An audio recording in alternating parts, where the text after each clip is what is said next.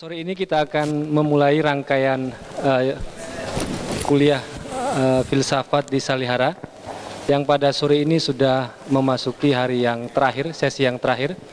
Kita akan membahas apa itu filsafat Jawa, filosofi Jawa.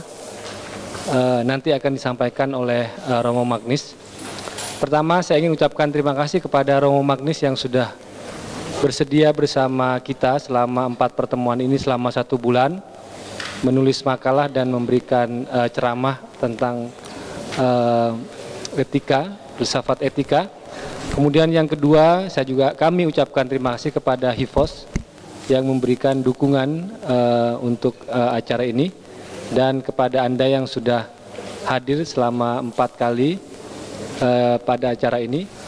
Terima kasih atas kehadiran Anda dan saya persilahkan kepada Romo Magnis. Struktur etika Jawa. Nah, saya kira perlu diperhatikan etika Jawa itu tidak unik ya. Saya sendiri mempelajari etika Jawa karena dari budaya-budaya Indonesia saya hanya tahu budaya Jawa. Karena waktu saya datang, saya belajar bahasa Jawa dulu. Karena rekan-rekan saya Yesuit itu Jawa semua. Kalau nggak bisa Jawa, gawat. Apakah etika Sunda misalnya sedemikian berbeda? Saya tidak tahu. Jadi etika Jawa jangan difahami eksklusif hanya etika Jawa saja yang seperti itu. Di lain pihak, budaya Jawa jelas mempunyai semacam wajah, semacam sosok yang khas, yang juga banyak mempesonakan orang yang mempelajarinya dari luar, dan menunjang semacam budaya hidup dan cara yang memandang dunia yang menurut saya sangat potensial. Di lain pihak juga harus dikatakan orang Jawa itu yang seperti itu udah nggak ada. Orang Jawa sekarang kan manusia itu mengembangkan sikap etika itu berhadapan dengan tantangan. Ya, yang Jawa masih ada dari keluarga, mungkin dari lingkungan, di pekerjaan mungkin sudah tidak, macam-macam studi, cita-cita nasionalisme, atau dia seorang yang sangat meminati agamanya, itu semua memberi warna tambahan. Jadi etika Jawa itu lebih bisa dimengerti sebagai semacam bingkai yang membantu mengerti ciri-ciri tertentu yang ditemukan pada banyak orang Jawa. Tapi mungkin juga ada ciri-ciri seorang komandan militer, ciri-ciri secara seorang profesor arkeologi, ciri-ciri seorang bisnis, dan ciri-ciri seorang insinyur. Sesudah saya menulis buku Etika Jawa, kesan saya semua orang Jawa yang saya ketemu tidak persis seperti yang saya tulis di buku itu ya. Tidak apa-apa itu, tidak apa-apa. Jadi itu kan lebih semacam ideal type menurut Max Weber. Itu kita gambarkan, atau saya gambarkan orang Jawa bagaimana dia semestinya, bagaimana dia nyata-nyatanya andai kata dia betul-betul 100% Jawa. Ada satu pertanyaan yang sudah sekian kali pada saya muncul, apakah ini gender netral atau tidak? Saya memang banyak dipengaruhi juga oleh Hildred Geertz, istri Clifford Geertz yang hidup bersama Clifford di Jawa Timur dan banyak bicara dengan ibu-ibu dan mendapat kepercayaan mereka. Tapi tidak semua sikap barangkali sama saja mengenai perempuan dan laki-laki. Etika Jawa dapat disebut etika keselarasan karena keselarasan bagi orang Jawa merupakan nilai yang amat tinggi. Keselarasan atau harmoni, kecocokan, kesesuaian, ketentraman dengan sedikit nada estetis. Pertama dengan masyarakat, kedua dengan alam, ketiga dengan alam gaib. Etika Jawa berdasarkan keyakinan bahwa kalau hidup kita selaras atau kalau hidup kita itu tidak menyinggung begini orang di sekitar kita atau roh-roh di sekitar kita atau alam, kita akan terlindung dari bahaya-bahaya dan kita akan kerasan. Bagi orang Jawa ada dua tanda keselarasan yang sejati. Yang satu itu dalam kehidupan bersama masyarakat yang bersangkutan, misalnya keluarga, kerabat desa. Yang satu dalam batin. Dalam masyarakat itu tanda keselarasan adalah tidak ada konflik terbuka. Ada kerukunan.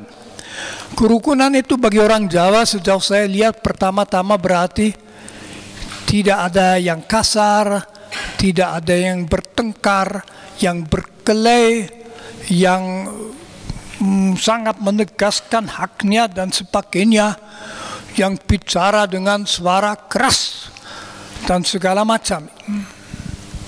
Kalau itu tidak ada, kita tenang-tenang membawa diri secara beradab satu sama lain, rukun. Lebih penting lagi, tidak ada keresahan di dalam hati. Jadi absensi konflik dan keresahan dalam batin, itulah yang membuat hidup selaras, dan itu yang mungkin oleh orang itu padanan Jawa terhadap kebahagiaan Aristoteles. Maka orang Jawa juga merasa sangat penting dan banyak seni untuk agar orang tidak cepat resah. Keselarasan tercapai dengan 3 cara. Yang pertama, menghindar konflik terbuka. Jadi bagi orang Jawa itu sangat tidak sedap kalau orang langsung bertengkar, marah-marah. Itu beda dengan di Eropa. Saya tidak tahu apakah itu lebih baik. Saya ingat itu juga disaksikan rekan Yesuit yang baru datang, tapi orang Belgia, tapi dia juga heran. Saya punya atasan, Pater di Canisius tahun 64, Pater Bots. Hubungan kami sangat baik karena Bots itu juga punya satu hal, dia bagaimanapun juga kalau kami membuat kesalahan, dia tetap masih mendukung. Tapi saya bertengkar dengan dia, dan kami omong lama-lama dengan suara semakin keras. Dan teman saya itu, hubungan kami tidak menderita. Di Indonesia itu tidak mungkin. Sama sekali saya kira tidak hanya di Jawa, tetapi saya juga melihat kadang-kadang orang Jerman, bahkan teman-teman saya Yesuit, kami biasanya bertengkar kalau bicara. Orang Jawa itu, misalnya yang kita tahu semua, biasanya tidak boleh mengatakan boten, ora, tidak. Dia mengatakan inggih, tapi inggih dengan suatu nada di mana orang yang pintar komunikasi tahu apa yang dimaksud. Hanya orang bodoh mengira, oh ya dia setuju. Mungkin dia mengatakan inggih, hanya mau mengatakan, aku menghormati pendapat Anda, dan silahkan selalu menyatakannya non-committal. Saya ingat ayah saya orang yang tidak keras dan baik, tapi biasanya diminta sesuatu selalu yang pertama adalah tidak. Nein, das geht nicht. Tidak, itu nggak bisa itu. Juga orang lain punya pendapat, tamu punya pendapat. Pendapat politik, pendapat apa saja. Ayah saya suka berdebat dan diterima. Jadi di sini memang ada perbedaan kultural. Jadi yang satu itu menghindar konflik terbuka. Itu yang namanya rukun. Clifford Hildred Getz menamakannya prinsip rukun. Yang satu lagi, orang Jawa diharapkan menghormati orang lain. Menghormati orang lain berarti menyapa dia, memperlakukan dia sesuai dengan kedudukan sosialnya. Dan itu tentu paling langsung tercermin dalam bahasa Jawa. Yang saya kira bahasa Sunda dan bahasa lain juga punya itu tingkatan. Saya belajar bahasa Jawa langsung harus belajar tiga-tiganya. Nguku, kromo, kromo inggil. Tidak mungkin saya belajar nguku dulu, lalu ketemu dengan Bapak Uskup orang Jawa, mengatakan, kowe wis teko yo? Ya tidak bisa, itu tidak bisa. Tentu kalau justru sebagai orang Jawa dia akan menerima semua, anggap itu lucu, tapi lucu karena tidak tepat tentu saja. Jadi harus belajar. Saya tidak pernah menulis mengenai bahasa itu, tapi bagi saya itu amat sangat menarik.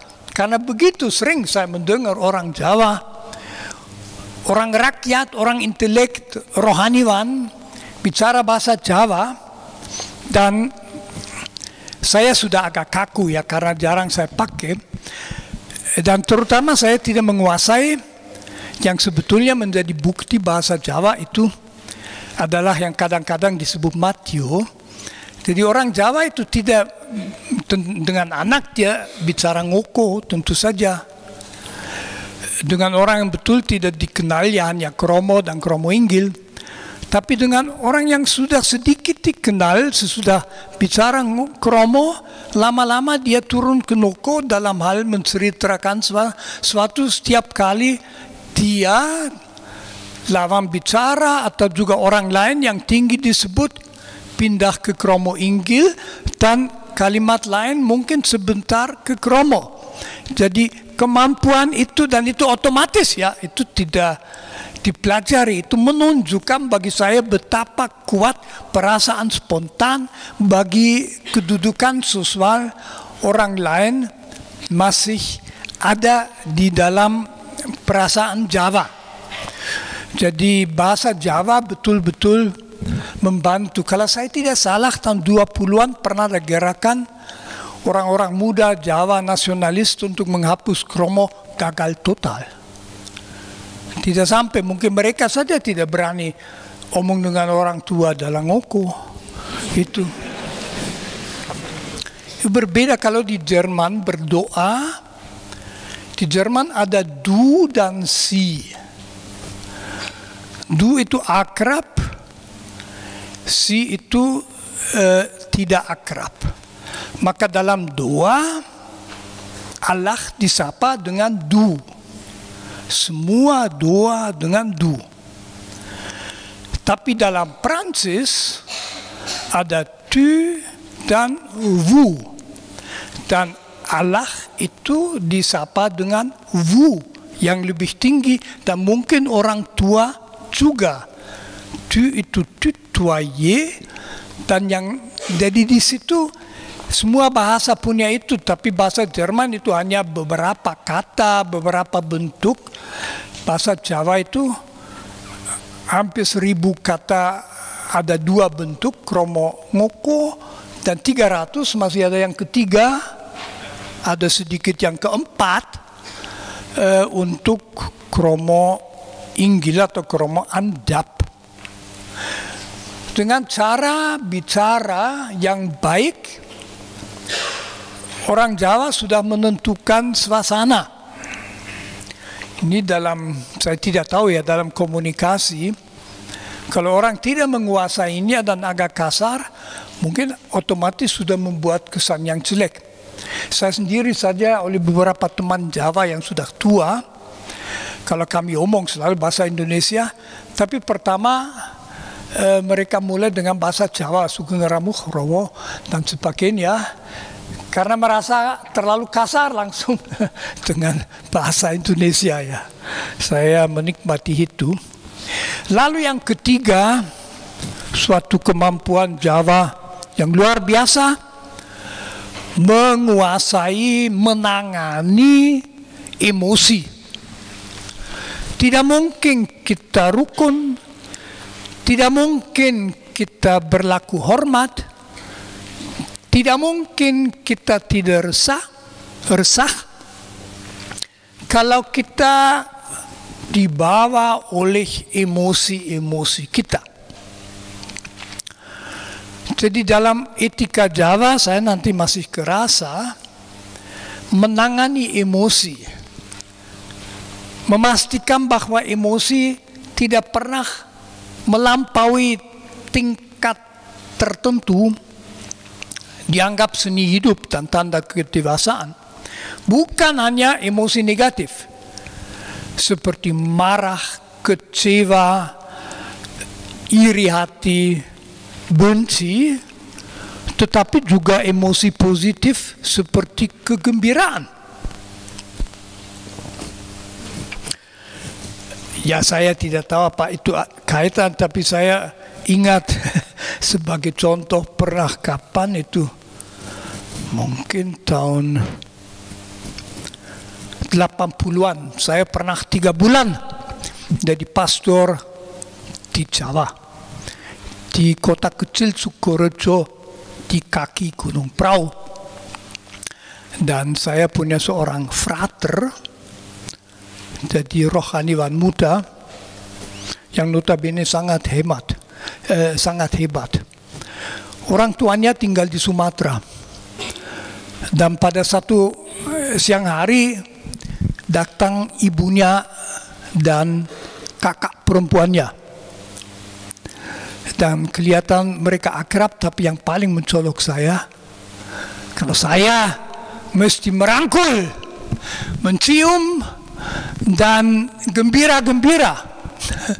Tapi tidak biasa-biasa saja, ya, sedikit mencium, sedikit merangkul. Kakak perempuannya langsung menyediakan teh di rumah kami. Saya heran kok. Oh ya, mungkin itu. Tidak usah terlalu emosi. Saya sebetulnya bisa membayangkan bahwa ibu yang sudah 2 tahun tidak melihat anaknya di Jawa itu sebetulnya ingin juga merangkul dia. Apa karena saya hadir? Bisa juga ya. Karena saya hadir, Ya seperti biasa baru kembali dari pasar itu. ya belajar itu menarik sekali. Tentu salah besar orang menarik kesimpulan bahwa tidak ada emosi kuat. Emosinya kuat tetapi tidak diizinkan berlebihan.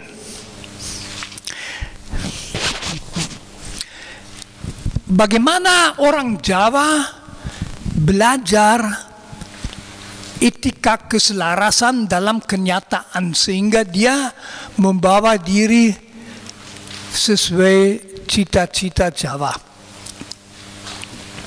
Ada 3 sarana. Yang pertama itu tekanan masyarakat. Masyarakat Jawa tidak mengizinkan kelakuan yang mengganggu kerukunan dan tidak mengganggu, menghormati struktur sosial. Jadi kalau orang di desa itu berkelahi, dia pasti akan dipisahkan. Ya, itu tidak akan diizinkan. Entah sekarang tentu situasi sangat berbeda dan itu agak merisaukan. Tetapi perkelahian dan sebagainya tidak diizinkan dan seperlunya orang ya bawa keluar dulu dan sebagainya. Jadi dari masyarakat ada tekanan kuat sekali untuk membawa diri karena orang sebetulnya dihargai dari apakah dia bisa membawa diri menurut cita-cita itu. Kalau dia membawa diri dengan baik, itu sudah bagus.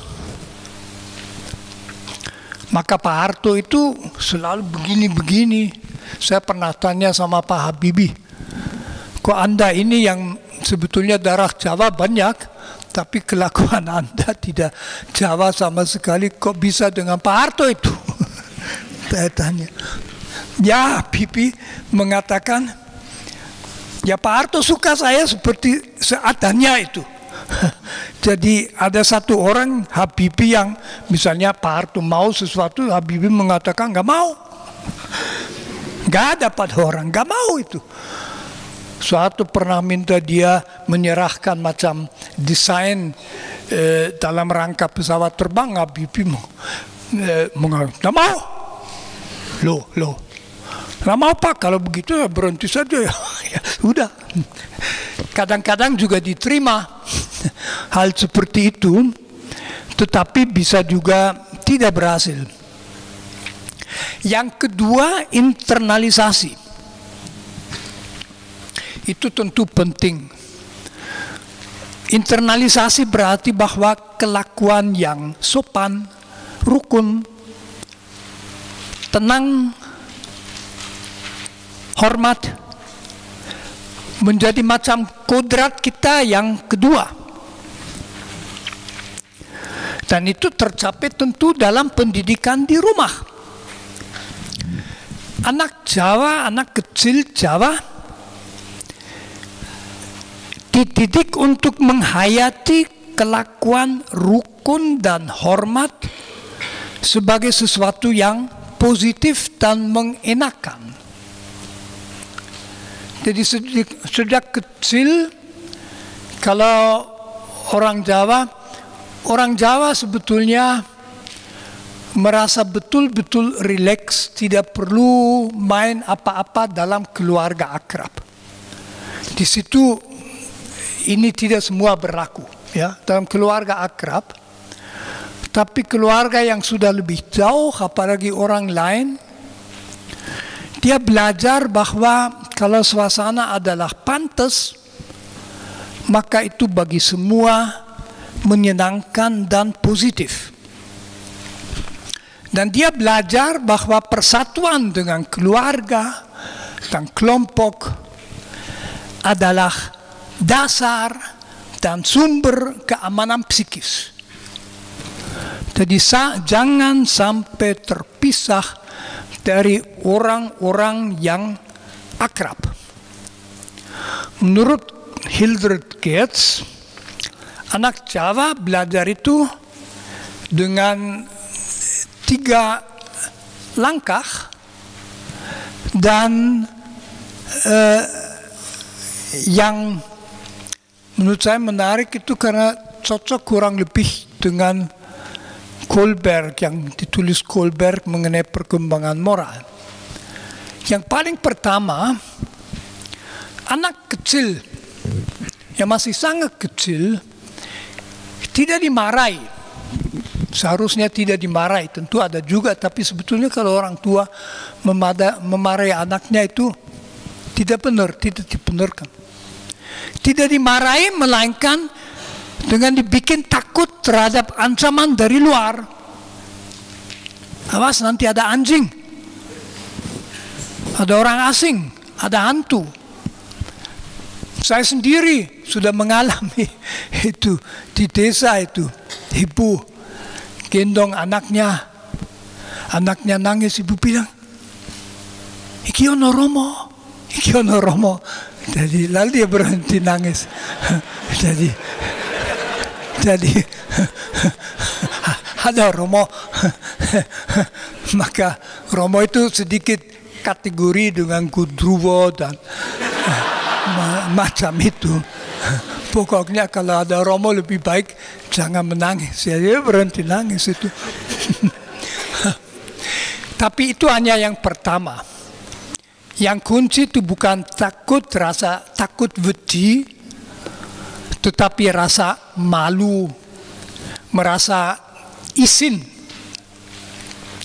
Ngerti isin, mengerti merasa malu adalah tanda kedewasaan bagi orang Jawa. Orang yang tidak tahu malu, memalukan. Tidak dewasa, kasar, tidak mencapai kemanusiaan yang sebenarnya.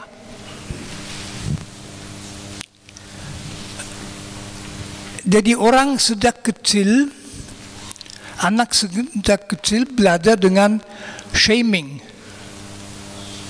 Jangan berbuat itu, nanti ditegur, tidak baik, nanti malu, dan sebagainya. Sehingga kelakuan yang menimbulkan rasa malu amat sulit dilakukan.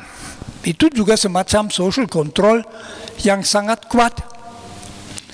Karena bisa saja orang susah mengatakan kepada orang lain terhadapnya dia malu sesuatu yang kasar atau tidak mau didengar. Lebih baik diam.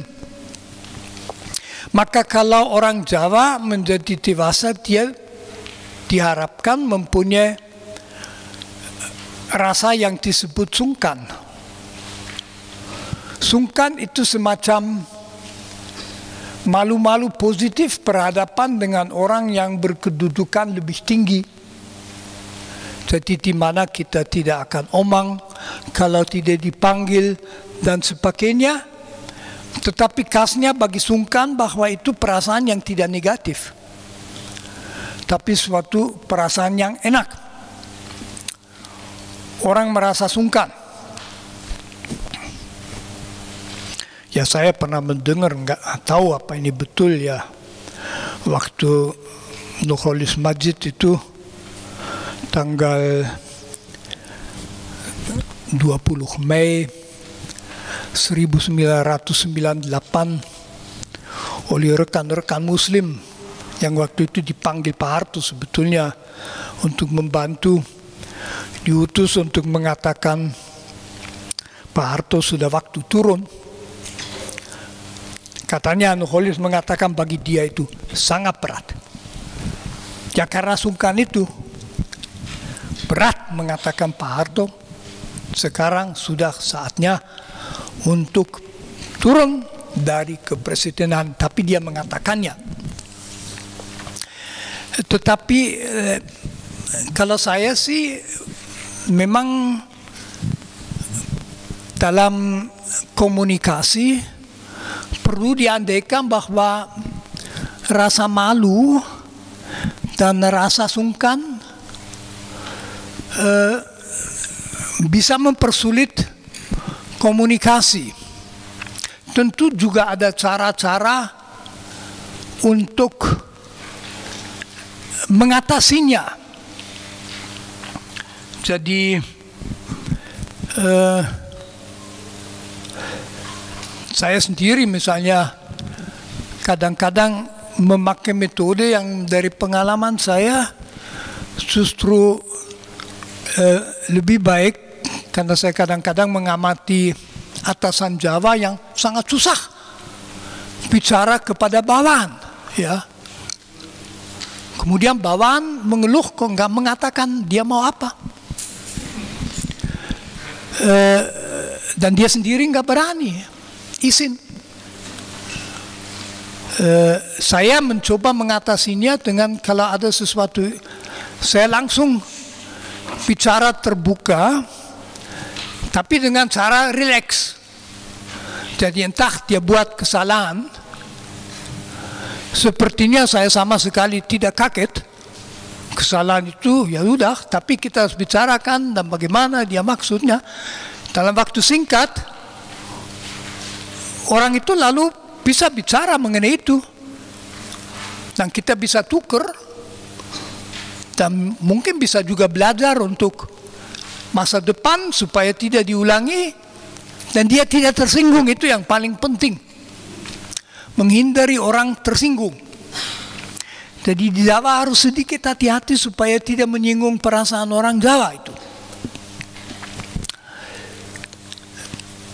Lalu yang ketiga yang mendukung etika Jawa itu tentu sekian nasihat etika Jawa.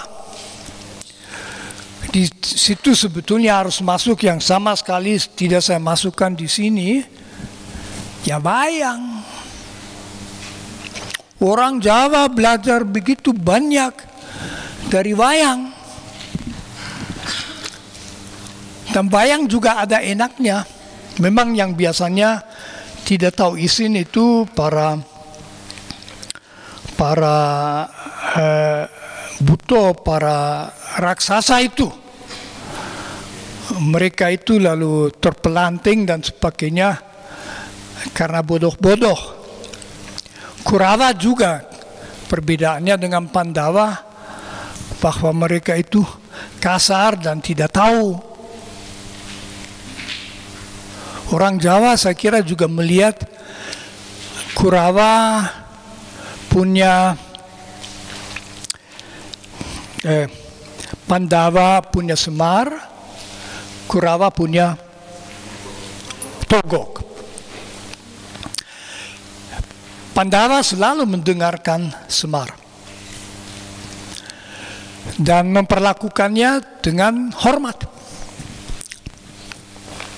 Jadi orang Jawa di wayang juga belajar bahwa bagaimana orang dihormati tidak semata-mata tergantung dari kedudukan formal dalam masyarakat. Yang ideal itu tahu hakikat jiwa itu. Tapi Korowo itu selalu juga dapat nasihat dari Togok, dan Togok itu memberi nasihat yang biasanya benar juga, tapi nggak pernah dihiraukan. Lalu tentu saja Korowo dapat pukulan. Ya kasar mereka, orang-orang kasar. Maka di situ kita juga melihat sesuatu di etika Jawa, harusnya halus dan tidak kasar. Keras tidak sama dengan kasar, tapi kasar jangan. Etika Jawa seping pamrih rameng gawe. Ini tentu sikap-sikap moral yang mendalam. Nerimo, ikhlas, legowo, sing eling lan waspada. Eling. Eling berarti ingat. Ingat apa? Ingat apa saja? Ingat dirimu, ingat kedudukanmu, ingat keluargamu, ingat asal usulmu. Jadi ingat Tuhan. Orang yang iling tidak ada akan sombong. Orang yang iling juga tidak cepat putus asa karena bisa menempatkan diri. Tentu saja sikap seperti nerimo bisa juga disalahfahami. Pokoknya terima saja, jangan melawan. Tapi nerimo yang sebenarnya itu tanda kekuatan batin. Nerimo itu berarti berhadapan dengan suatu situasi yang berat, yang tidak bisa langsung diubah. Kita tidak patah itu. Jadi dalam situasi yang sulit, mungkin situasi kita kalah, kita tetap menjaga kekuatan. Nerimo itu sikap untuk pantul kembali. Nanti saya akan mengajukan sendiri masih beberapa pertanyaan, tapi saya masih mau sedikit katakan saja ke struktur etika Jawa.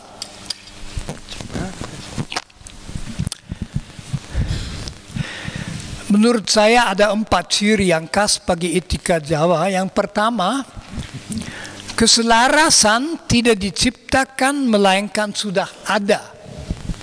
Dan itu berarti kalau ada keresahan atau konflik, itu terjadi karena ada pihak, mungkin saya, mungkin pihak lain, yang keluar dari keselarasan, lalu mengganggu.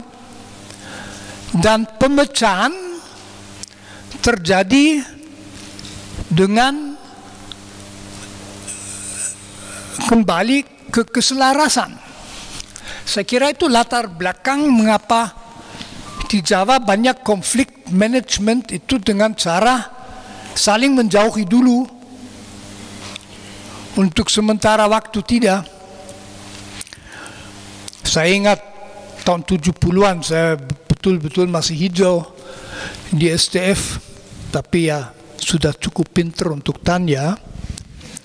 Ada rekan saya yang bagus agak konflik dengan uskup. Nah, saya tanya pada teman lain itu Romo Broto Darsono, dekat sekali. Saya tanya, Brot itu apa? Saya coba menengani antara dua-duanya. Dia jawab, gila kamu. Ini jangan diangkat-angkat, ya biarin saja nanti redup sendiri itu. Oh ya. Andai kata saya dengan segala kehalusan mengangkat itu malah menjadi masalah. Cukup saja tunggu 2-3 minggu dan masalah pergi, dan memang jadi pergi juga. Tentu ada masalah ya, ada masalah. Misalnya kalau orang menuntut sesuatu dan oleh komunitas dikatakan jangan, itu mengganggu kerukunan, mengganggu kesepakatan. Jadi kepentingannya tidak diperhatikan. Kalau komunitas Jawa masih utuh, dan itu komunitas desa ya, maka sebetulnya semua warga desa tahu siapa yang berkorban demi komunitas. Maka berikut kali bukan dia itu, tapi orang lain yang diminta untuk mundur dan seterusnya. Jadi ada keadilan.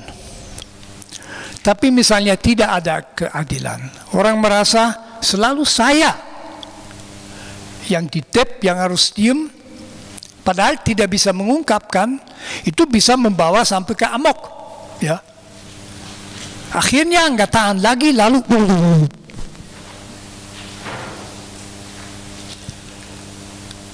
ada masalah yang lebih susah, yang betul-betul memerlukan pelatihan, Ya mungkin orang sekarang abad ke-21 sudah tidak, tapi saya kira dulu masih. Di model konflik etika Jawa itu pada hakikatnya ada yang mengganggu keselarasan. Jadi ya, tarik kembali gangguan. Tapi bagaimana model dunia modern? Dunia modern itu bukan kita bersama-sama selaras lalu ada yang ganggu. Tetapi model etika modern adalah bahwa kita di perjalanan ke masa depan dan terus-menerus ketemu pada perintasan jalan. Jalan terus ke kiri dan terus ke kanan, mana harus dipilih? Seping pamrih, rameng gawe, nerimo, tahu diri, eling tidak membantu. Paling-paling menjadi latar belakang. Ambil waktu, tunggu dulu. Tidak, sekarang harus diputuskan. Kita jalan ke timur atau ke barat. Nah, saya tidak tahu, mungkin Anda bisa menanggapi budaya Jawa tidak kuat dalam menawarkan kemungkinan untuk menangani situasi seperti itu. Biasanya tentu akan dipecahkan secara otoritas. Jadi yang memimpin memutuskan, oke, gampang, kita taat saja. Tapi kalau itu tidak, maka itu lebih sulit. Jadi konflik management itu sesuatu yang barangkali tidak begitu kuat. Lalu ada satu hal dalam budaya Jawa, penyesuaian diri itu penting supaya semua rukun. Tapi bagaimana kalau ada orang yang menyadari bahwa komunitas ada di jalan yang keliru? Itu kan dalam masyarakat sekarang biasa, jadi orang menantang. Nggak benar kalian. Sebetulnya budaya Jawa punya way out, tapi itu hanya di tingkat politik. Karena di tingkat politik, budaya Jawa menerima bahwa bisa muncul seorang anti raja berdasarkan wahyu yang muncul, dan apakah dia betul-betul punya wahyu atau tidak tergantung akan kelihatan apa dia mempertahankan diri atau tidak. Kalau dia berhasil menggulingkan raja, dia benar. Kalau dia tidak berhasil, bukti bahwa dia tidak punya modal rohani untuk melakukan itu. Tapi tentu itu cukup ekstrim. Dalam hidup sehari-hari, tidak. Lalu dalam struktur etika Jawa,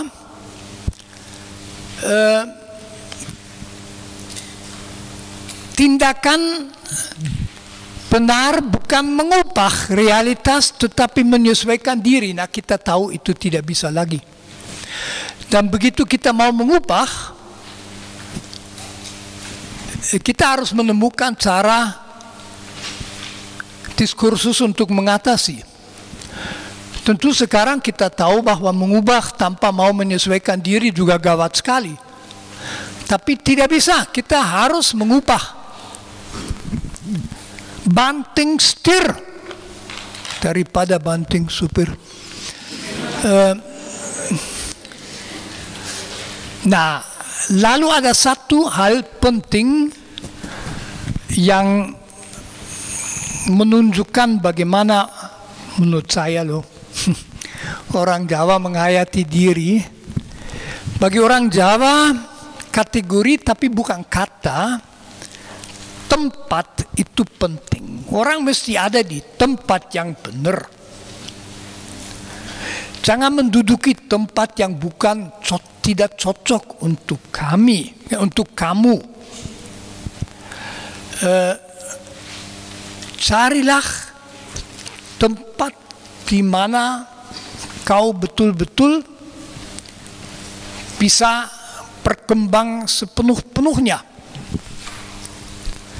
Tempat berarti, tempat yang betul adalah tempat di mana kalau kita ada, tidak tabrakan dengan komunitas, dengan orang-orang lain, tidak tabrakan dengan alam, jadi keselarasan dengan alam, dan tidak tabrak dengan alam atituniawi. Dan karena itu unsur yang keempat etika Jawa adalah yang paling penting adalah rasa. Orang harus mengolah rasa. Rasa itu kemampuan untuk merasakan diri dalam realitas. Rasa bisa dangkal, rasa bisa mendalam. Rasa itu sebuah kepekaan tetapi bukan sebuah kelemahan. Orang yang punya rasa halus,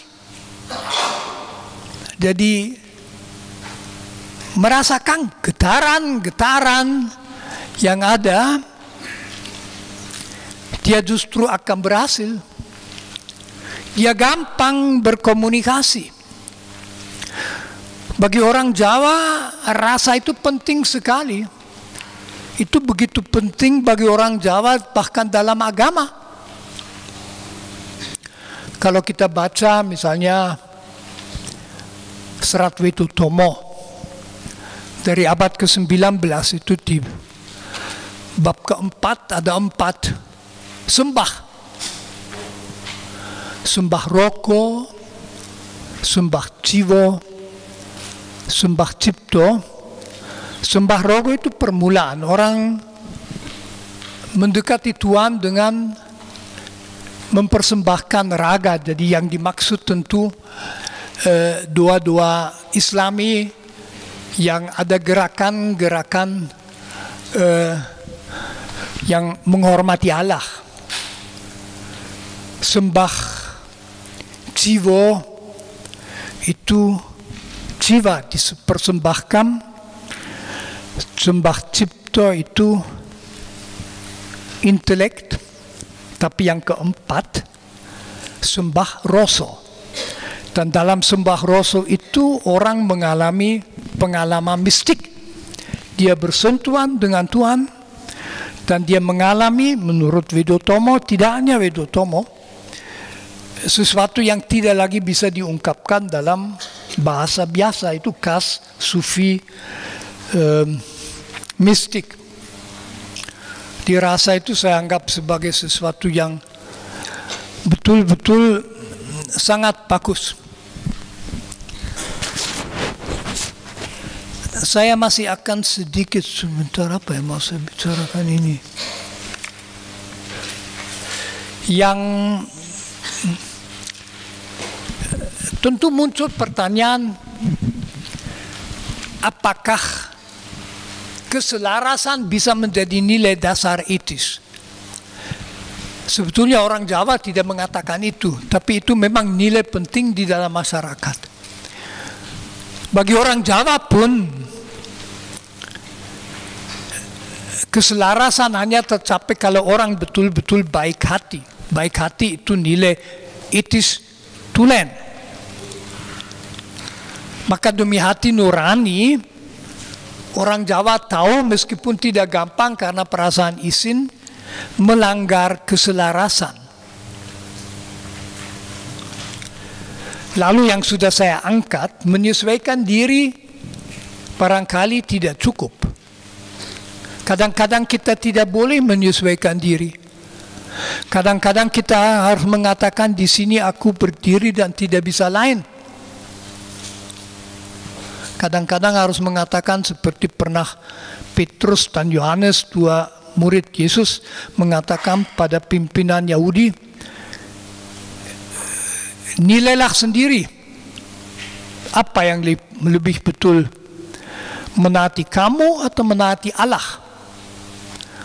Jadi sebuah kepribadian etis yang lengkap harus juga mampu sampai ke situ. Itu justru otonomi etika yang pada Kant.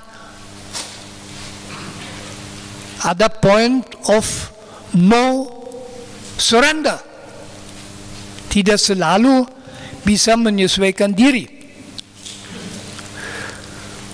Maka dari itu dalam pendidikan mungkin juga lebih penting anak dididik menjadi inovatif, kreatif, dan berani.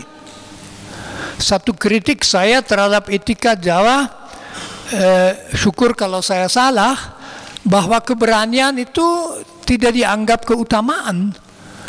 Kesan saya anak kecil disebut wani kowe, itu wani, berani, itu bunyinya negatif, itu teguran. Padahal keberanian salah satu keutamaan yang sangat penting. Tentu ada keberanian di dalam bidang ketentaraan, itu tidak, tapi tidak hanya itu.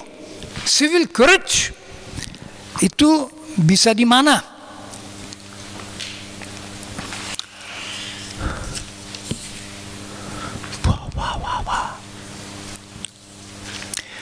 Lalu tentu saja sesuatu yang di zaman Orde Baru itu betul-betul dilecehi. Orde Baru terus pakai musyawarah dan mufakat, tidak stem-steman dan sebagainya. Tetapi di Jawa itu hanya berhasil karena didasari sikap adil. Tetapi di bawah Orde Baru itu dipakai sebagai pressure untuk memberi kesan bahwa masyarakat setuju kalau harus melepaskan tanah atau sebagainya. Itu sebuah pemerkosaan nilai-nilai etika Jawa. Dan saya kira banyak membuat masyarakat pahit.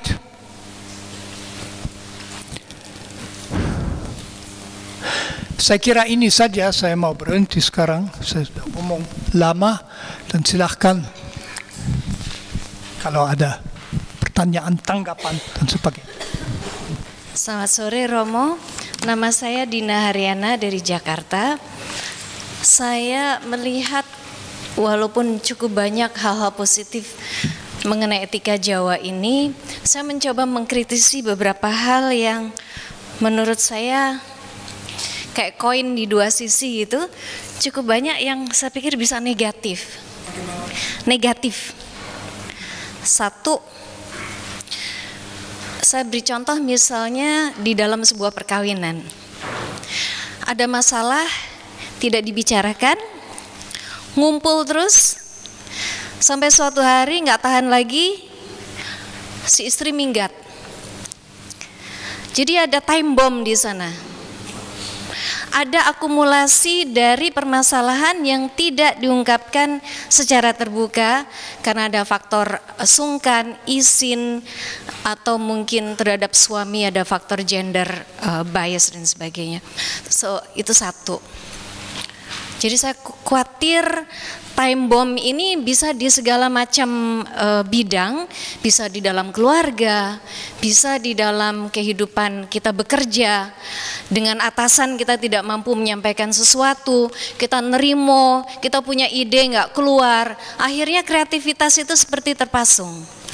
Kalau kita mau bicara kemajuan, saya khawatir keselarasan, menjaga keselarasan ini bisa menjadi sesuatu yang sangat negatif untuk kemajuan sebuah budaya.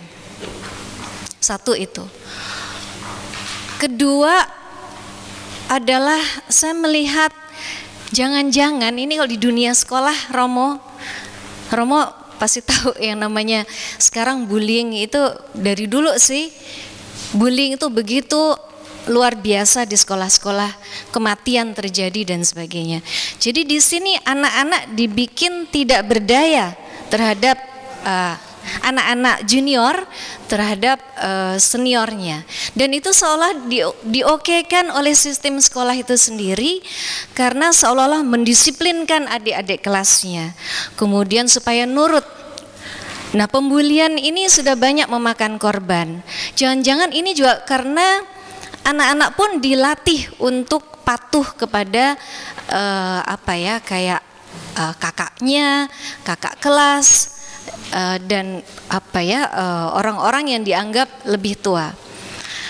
Nah, saya khawatir menjaga keselarasan ini, anak-anak disuruh apapun Romo dilakukan hanya karena oke, saya menerima ini MOS segala macam sampai sekarang nggak bisa dihentikan. Ospek pun sampai sekarang tidak bisa dihentikan. Sudah dengan berbagai cara disuarakan, itu pun tidak bisa dihentikan. Saya khawatir menjaga keselarasan ini banyak memakan korban. Dan ini kalau mau ekstrim Romo, mungkin di dunia pekerjaan jangan-jangan bisa terjadi sebuah kecelakaan kerja. Karena ada sesuatu kesalahan misalnya atau sistem yang nggak bagus, anak buah nggak berani menyampaikan karena ada sungkan itu. Jadi di satu sisi tadi Romo mengatakan ada nrimo, ada itu merupakan sebuah kekuatan jiwa dan sebagainya. Di satu sisi saya khawatir banget kalau kita nggak berubah menjadi orang yang terbuka dengan permasalahan, maka menjaga keselarasan ini bisa sangat berbahaya. Saya pikir itu Romo beberapa masukan dari saya. Saya kira struktur nilai-nilai Jawa termasuk etika Jawa terbuka untuk dikembangkan. Tentu salah satu plus yang tidak saya singgung itu bahwa orang Jawa itu punya kepercayaan diri yang tinggi. Itu memang dia tutup-tutup karena dia selalu, karena etikanya ini harus kelihatan andap asor, jadi harus rendah hati. Tetapi tidak ada pujian lebih besar daripada mengatakan orang ini Jawani.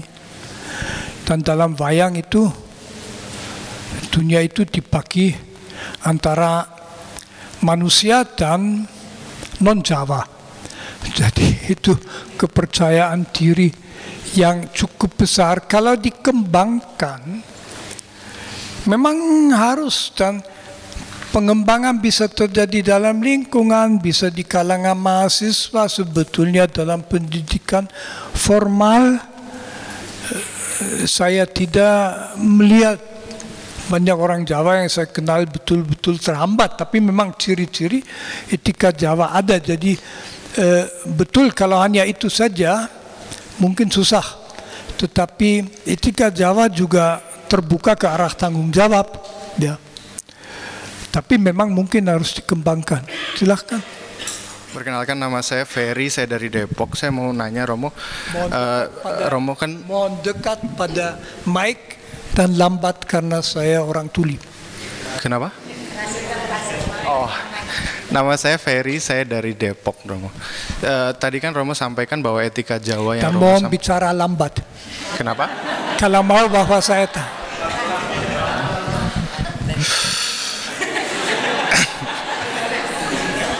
atau saya dapat penerjemah itu kalau ada yang mau. Saya kadang-kadang di seminar minta moderator mengatakan tadi dia tanyakan apa itu. Silahkan. Oke Romo, tadi Romo sampaikan mengenai etika Jawa ini adalah sebuah tipe ideal yang Romo bangun begitu ya Romo ya. Kemudian kalau saya melihat secara geografis, etika Jawa ini yang Romo paparkan tadi itu lebih kental itu di punjer-punjer Mataraman, Romo ya. Lebih kental di Iya, kadarnya lebih kental di Jawa Tengah katakanlah. Di Jawa ya, iya, di etika apa Jawa, namanya di Jawa, Solo, Jogja dan seterusnya. Untuk daerah-daerah perdikan kan seperti di Banyumas, terus kemudian di Jawa Timur dengan tradisi blak kotangnya yang terbuka itu kan kadarnya lebih less daripada yang di Jawa Tengah seperti Solo dan Jogja, Romo. Apakah ada kemungkinan ini etika Jawa ini adalah semacam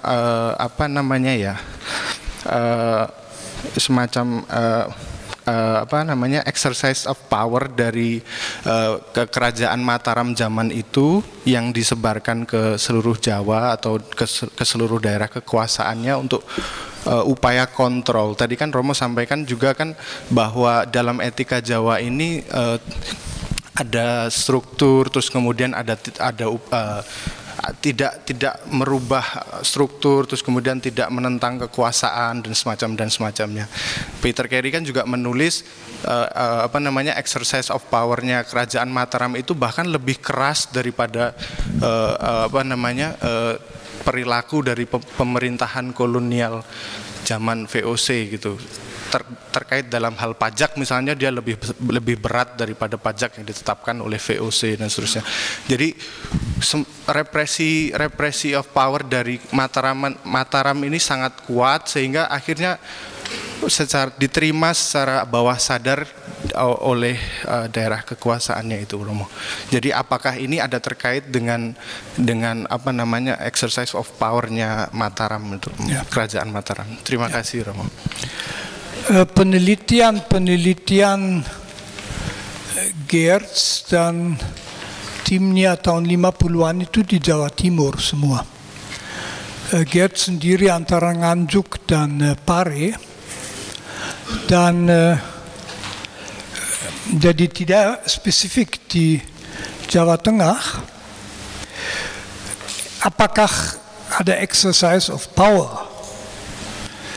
Ya, saya ini bukan seorang Marxis, tetapi analisa Marx bahwa bangunan atas ideologis, agama, pandangan dunia, nilai-nilai budaya dan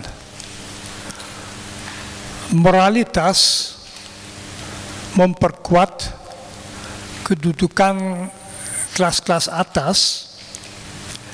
Itu tentu jelas ada benarnya. Jadi saya kira yang tidak betul bahwa itu dianggap secara tertutup, seakan-akan tidak ada nilai kecuali hanya udang di balik batu itu yang sebetulnya diharapkan. Saya kira itu tidak, karena sebuah ideologi dalam arti sebenarnya juga seperti dimaksud oleh Karl Marx, itu bukan sebuah ajaran, tidak disadari segi ideologis, dipercaya oleh semua.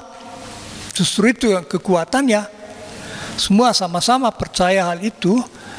Dan de facto, jadi tentu etika Jawa, bahasa Jawa bisa bikin sulit untuk melawan atasan. Misalnya untuk kalau bicara dalam bahasa Jawa, ya harus pakai kromo inggil, tentu saja.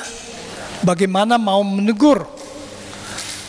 Saya kira hanya orang Jerman bisa. Saya kenal seorang, dulu ada Romo Jerman itu, Romo Knecht itu.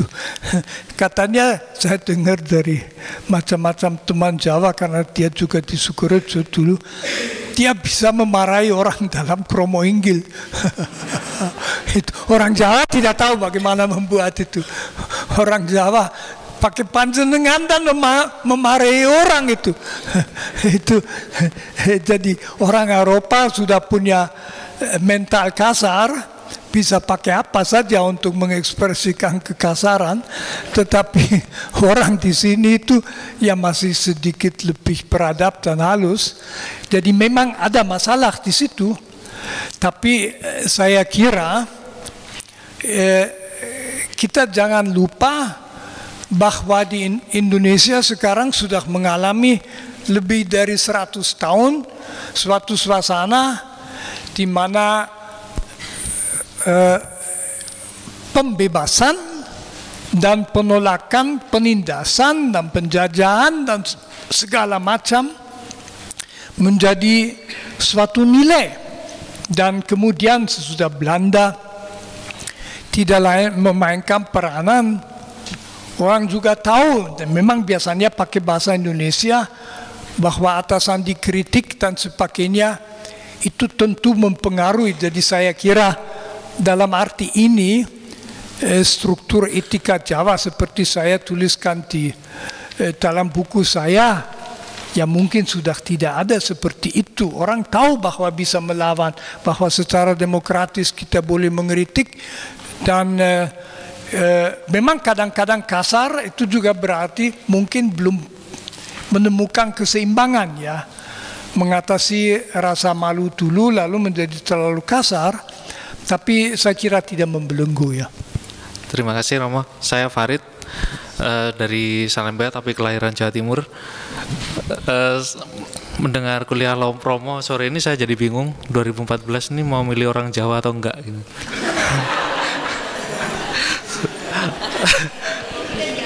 Tapi yang jelas saya ingin menambahkan Mas yang sebelumnya nanya saya, dari awal saya boleh lebih keras loh.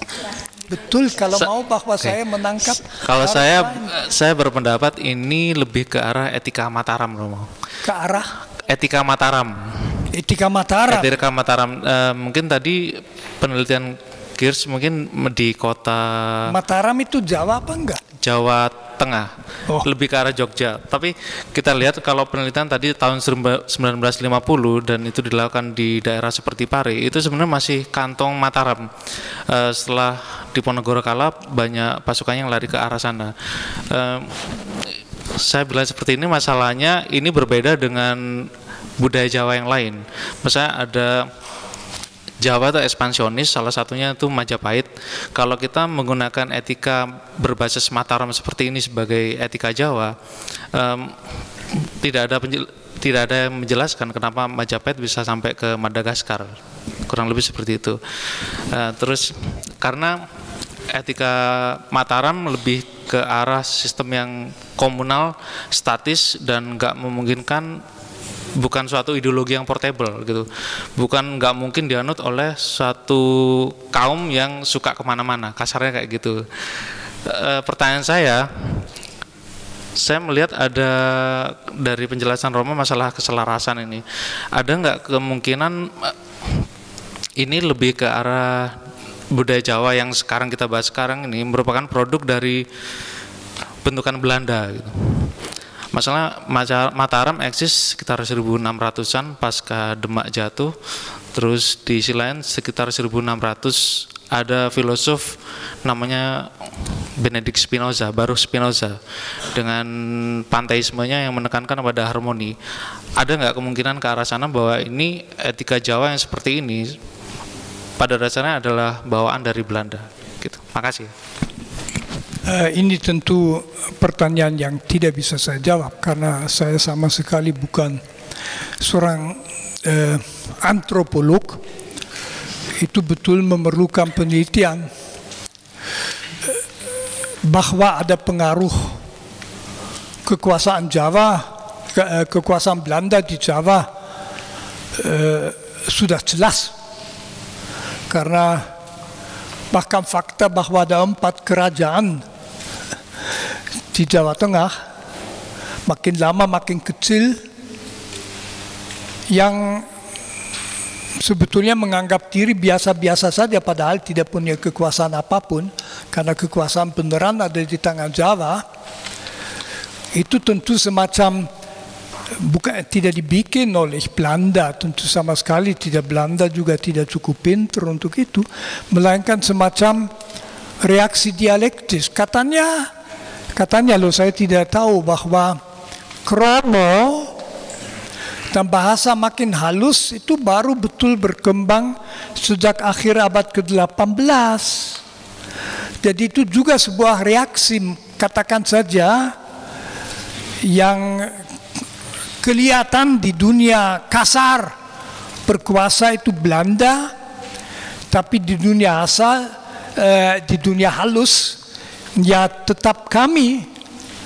Dan karena itu dikembangkan suatu budaya kehalusan yang luar biasa yang mementingkannya, sebetulnya akan menarik membandingkan katakan saja etika Jawa abad ke-19 dengan etika Jawa abad ke-17, ya.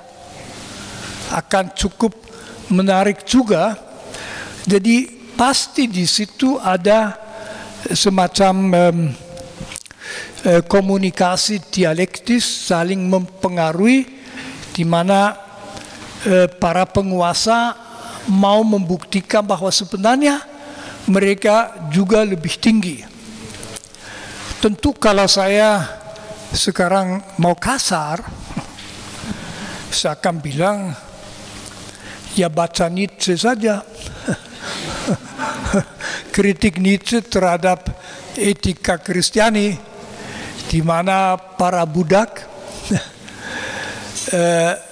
menamakan luhur dan paling tinggi penyerahan diri, kebaikan, tidak balas segala macam yang tidak vital. Karena dengan cara itu mereka bisa mengalahkan para tuan. Jadi para budak itu mengembangkan etika budak lebih tinggi, itu menurut Nietzsche, untuk menunjukkan bahwa para tuan yang menyiksa mereka, mereka nggak berani melawan, sebetulnya lebih rendah. Mekanisme macam itu pasti ada, tidak usah kita mengikuti Nietzsche semuanya, tapi pasti ada benarnya. Mungkin itu juga tadi. Selamat sore Romo, nama saya Eli, saya dari Rawamangun. Pertanyaan saya mungkin simpel saja. Apa sih etika Jawa kekinian? Etika Jawa yang kekinian itu apa gitu loh. Nah, kekinian. Ya, kekinian nowadays. Kemudian ya maaf kalau saya salah Romo. Kalau yang saya lihat sekarang justru etika Indonesia itu dijawakan. Jadi apa-apa sekarang kalau bisa dijawakan. Contohnya paling simpel. Saya sampai sama teman-teman membahas itu belusukan di Indonesia kan apa bagusnya. Contoh dari segi bahasa dulu, belusukan itu di Indonesia kan apa bagusnya. Kemudian saya lihat sekarang justru tidak ada etika keselarasan Jawa yang disebut etika Jawa yang disebut keselarasan tadi. Nah kalau Romo tadi mengatakan bahwa kalau tadi mengatakan demi hati nurani orang Jawa seperlunya melanggar keselarasan. Apakah ini tidak berarti demi keselarasan orang Jawa melanggar hati nurani? Yang saya lihat sekarang seperti itu. Demi keselarasan orang Jawa melanggar hati nurani. Oke. Nah, kemudian saya lihat struktur etika Jawa atau etika keselarasan di sini. Saya hanya pengen tahu aja Romo, ini siapa dahulu dan mendahului. Soalnya kalau saya lihat etika nomor 1 dan 2 itu seperti budaya Minangkabau, di mana bumi dipijak, di situ langit dijunjung. Dan kemudian keselarasan itu tercapai dengan menghindari konflik terbuka, dan sampai nomor 3 menghindari emosi berlebihan.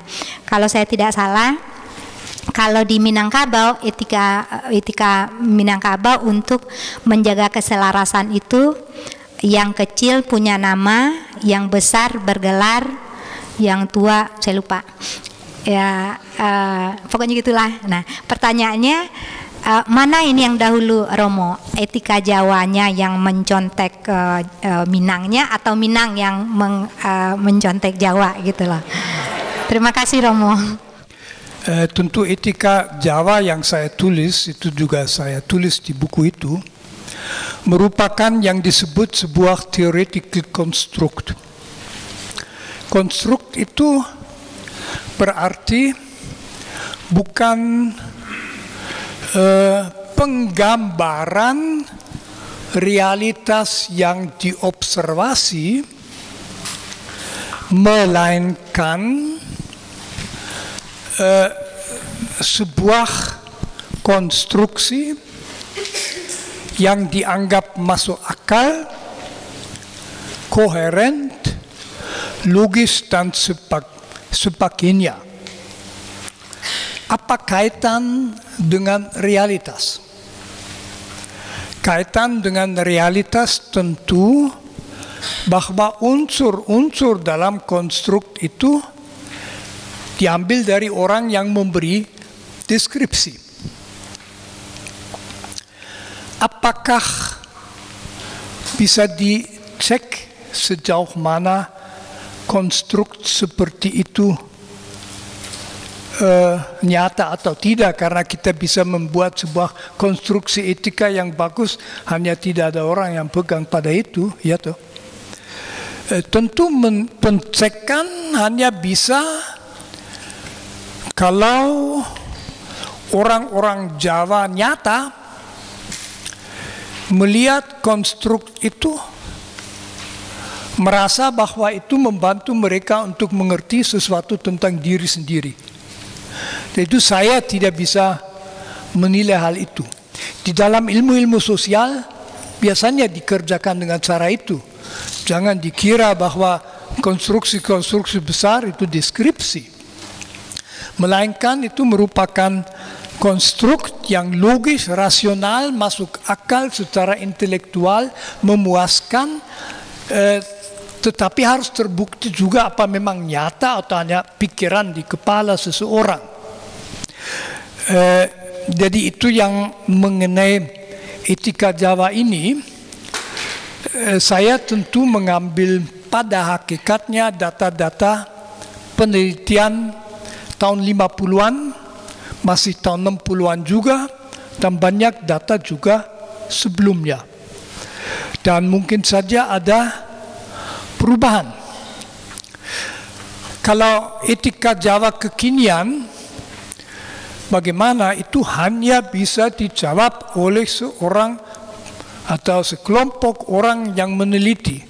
Alangkah bagusnya kalau ada tim seperti Clifford Geertz, 4 orang waktu itu, 5 orang yang oleh Cornell University dibiayai ke Indonesia. Kalau lagi ada, boleh juga orang sini melakukannya sehingga kita secara empiris tahu.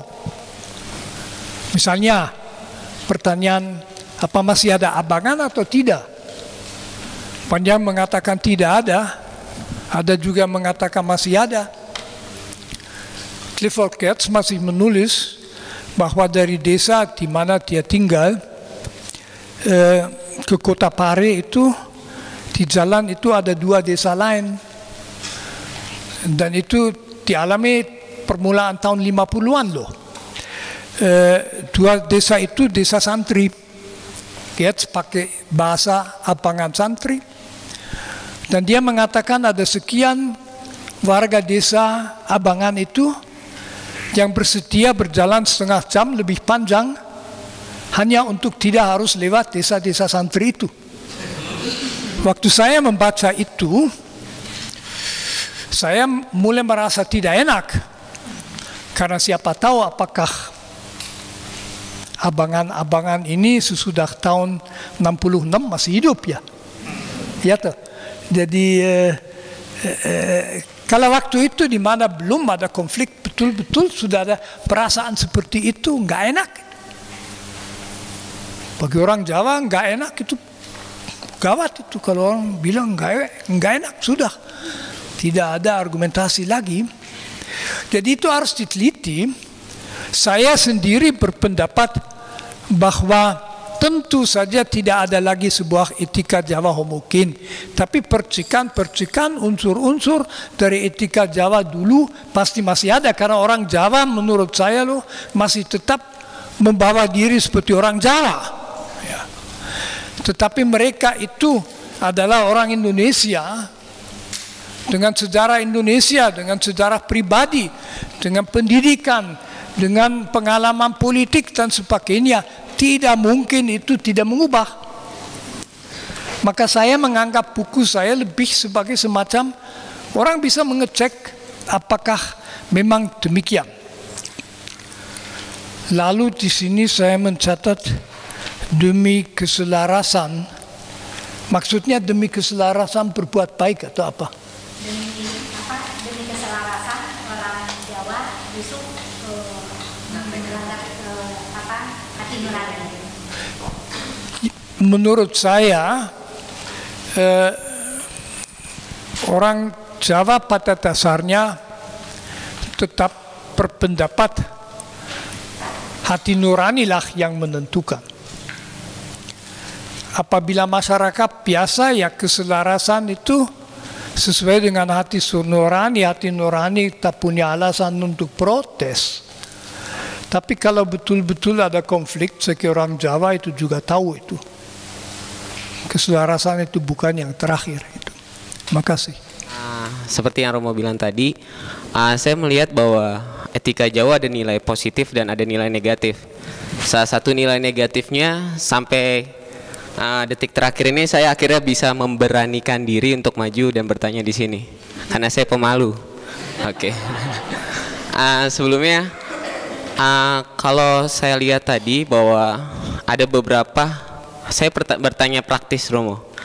Praktis maksudnya langsung penerapannya bagaimana? Bahwa saya melihat bahwa orang-orang Jawa, entah itu saya nggak menyalahkan etika Jawa, tapi seperti saya yang pemalu, takut salah ketika melakukan sesuatu, itu menghalangi saya dan orang-orang Jawa lainnya untuk berkembang. Nah, makanya tadi Romo juga menyarankan bahwa tidak salah kalau misalkan kita belajar menjadi inovatif dan kreatif gitu ya. Praktisnya bagaimana saya memperbaiki diri saya secara praktis untuk menghilangkan sifat-sifat yang sebenarnya itu menghambat menurut saya. Jadi walaupun belum tentu semua orang Jawa itu seperti saya, yang pemalu, takut salah dan lain-lain. Begitu aja. Terima kasih. Menurut saya kita harus membedakan tajam antara suatu omongan seperti etika Jawa dan diri kita sendiri. Kita semua mempunyai konstruksi sendiri. Kita dipengaruhi oleh segala macam, oleh cinta kasih ibu, oleh lingkungan Jawa, oleh pengalaman-pengalaman.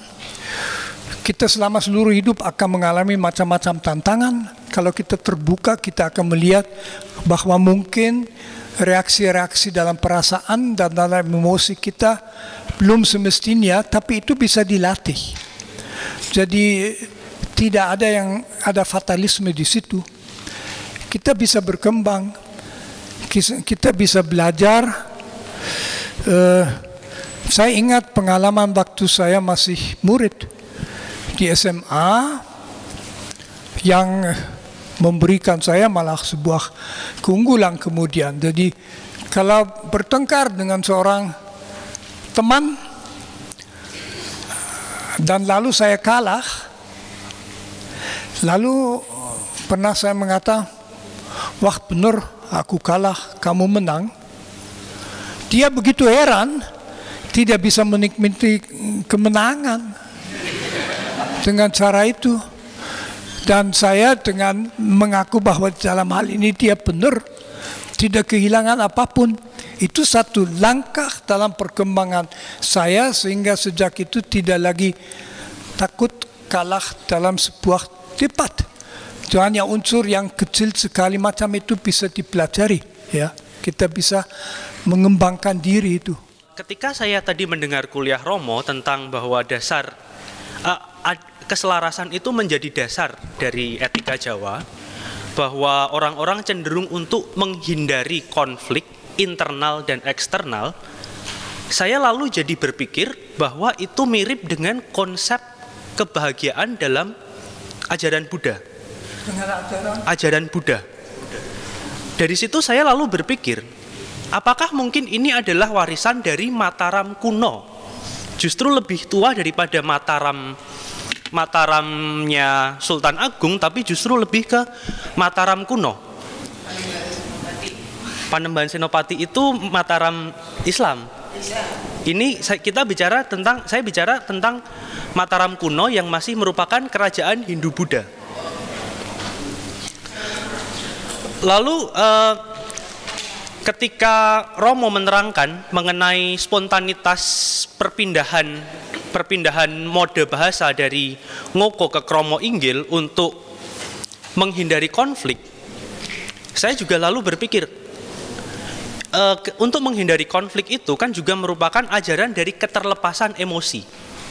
bahwa tadi diungkapkan dengan kromo inggil itu agak susah untuk marah-marah. Sejauh ini saya baru mendengar satu orang yang bisa misuh-misuh, marah-marah dengan kasar menggunakan kromo inggil, ibu saya sendiri. Tapi memang betul sekali, ketika kita menggunakan kromo inggil itu perasaan-perasaan apapun akan terepresi. Maksudnya ketika kita marah dengan kromo inggil akan bilang panjenengan menika segawon, itu kan rasanya kurang mantap daripada kita menggunakan ngoko yang ya tidak akan saya sebutkan di sini. Lalu dari konsep keterlepasan emosi itu, saya lalu bertanya, apakah konsep keterlepasan emosi dengan menggunakan perpindahan mode bahasa dari kromo inggil dan ngoko ini merupakan manifestasi dari internalisasi ajaran agama Buddha dan mungkin yang sudah bercampur dengan Hindu yang sudah diperoleh dari Mataram kuno yang disesuaikan dengan karakter orang Jawa. Maksudnya lalu ketika tadi Romo menerangkan bahwa wayang itu bisa merupakan kodifikasi dari etika Jawa, saya lalu kembali berpikir tentang tokoh Semar, yang tokoh Semar itu sendiri pada basisnya adalah Manunggaling Kawula Gusti. Manunggaling Kawula Gusti itu sendiri kalau kita berpikir, kalau saya harus berpikir mengkaitkannya dengan ajaran Mataram kuno, itu kan sebetulnya adalah manifestasi dari nirwana itu sendiri, di mana kita manusia itu mencapai tingkat tertinggi dengan lepas dari segala emosi. Jadi yang saya tanyakan itu tadi, bagaimana sih kira-kira sebetulnya pengaruh dari Mataram kuno dan ajaran Buddha ini ke etika Jawa? Begitu saja. Terima kasih. Itu tentu suatu pertanyaan faktual. Menurut saya tentu saja Sufisme juga memainkan peranan besar karena dalam yang disebut mistik Jawa terutama abad ke-18-19 yang dominan pengaruh Sufisme, bukan begitu Buddha dan Hindu. Hindu mungkin dalam beberapa ritus di keraton, Buddha saya tidak tahu, ya mungkin saja. Kalau Hindu itu hanya saya berpendapat kok orang-orang Hindu yang saya kenal beda sekali dengan orang Jawa itu. Orang Hindu itu kita harus membiasakan diri. Tentu dengan orang Jawa saya juga harus membiasakan diri, tapi orang Jawa itu akan selalu muncul secara simpatik dan positif. Hanya kita harus, misalnya saya pernah harus belajar bahwa orang Jawa itu orang yang tidak bisa dipush. Orang Jawa tidak bisa dipush, hanya temboknya karet jadi halus, tetapi orang Jawa dipush itu hopeless. Kalau kita mau sebagai atasan atau sumbangan keputusan mendesak dan sebagainya pada Jawa itu tidak akan berhasil. Saya agak condong bahwa di situ memang ada budaya khusus, karena Semar itu juga anak Jawa itu, nggak ada di luar Jawa Semar itu, tapi saya juga tidak tahu.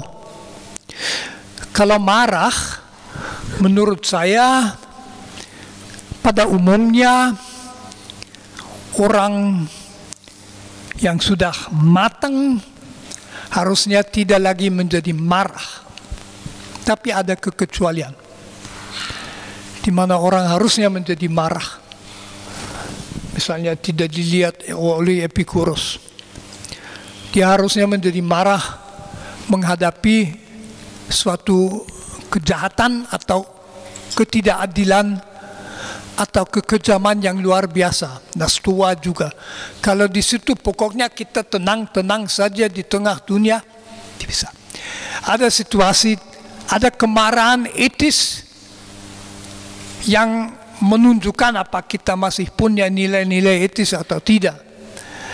Tapi pada umumnya, kalau marah dimengerti pembawaan yang kurang dikuasai itu tentu tidak. Marah di hati kadang-kadang tepat juga. Mungkin ini dari saya, mohon maaf itu pendek, dan terima kasih atas segala perhatian.